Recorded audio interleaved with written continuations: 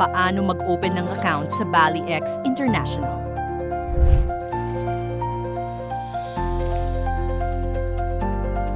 Kunin lang natin ang referral link kung sino ang nag-refer or nag-invite sa atin sa company. I-click ang referral link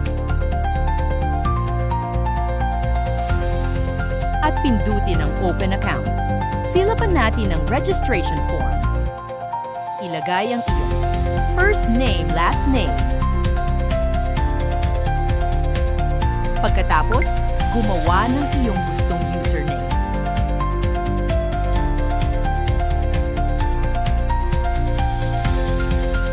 Ilagay ang iyong active email address. Siguraduhin tama at active ang email na gagamitin dahil dito mo matatanggap ang importanteng account details. Ilagay ang iyong phone number. Siguraduhin nagsisimula ito sa +63, ang Philippine Country Code. Gumawa ng iyong secure na password.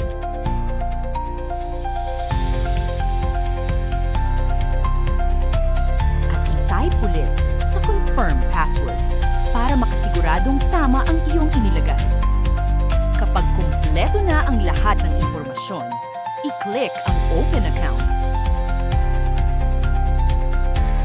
Maglagay ng 6-digit financial password para mas safe at secure ang transactions.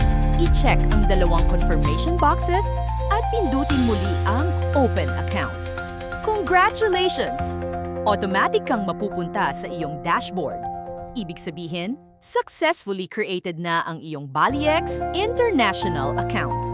Paano kung nakalimutan mo ang iyong username, password, o financial PIN?